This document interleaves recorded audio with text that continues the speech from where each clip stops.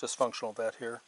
If you notice, I have a braided link on my tripod, and if you notice, this one is flattened out.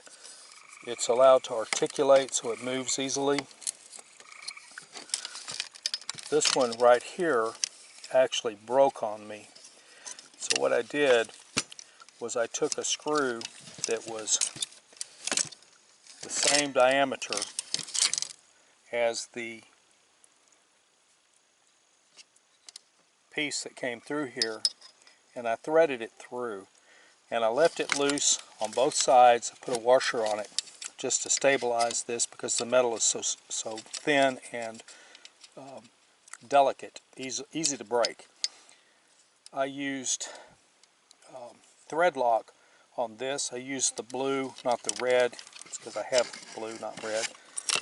And so this thing still articulates easily, and my tripod is back in service. If you have a piece of equipment that's failing, this is a lot cheaper than buying a new one because this stuff is pretty flimsy. I mean, let's face it, these brads are pretty pathetic, but I'm not going to go change them out and put these better screws onto them until they actually warrant it. While I'm on the subject of such things, what we have, let me fan this back. What we have here is a fogger. The mosquitoes are starting to become pretty prolific, and this is 11 March. We've had tons of rain. Temperatures have been in the 80s. This afternoon it was like 77. Yesterday it was like 81, I think. That's not the official temperature. The official temperature is going to be a little different.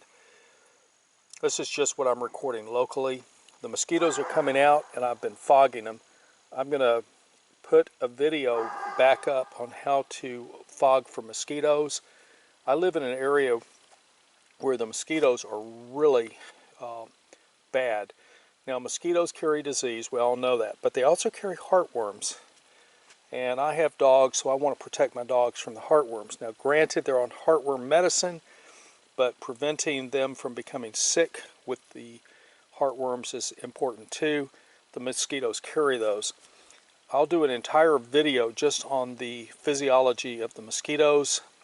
There are essentially three major mosquitoes you want to be aware of. There's the Anopheles, which are clean water mosquitoes. You have the Aedes, which are floodplain. They lay the eggs wherever it's going to flood. That's why they pop up so quick. And then you have the Culex, or Culecita. There's a big question as whether Culex and Culecita are the same species. And those are the dirty water. They get into like sewers where you got trees that are broken out. The top of them is hollow, and there's a lot of water sitting up there, and they'll lay the eggs in there. So we'll get into this in more detail a little bit later. I hope you'll stay tuned. I hope you will subscribe. Thank you.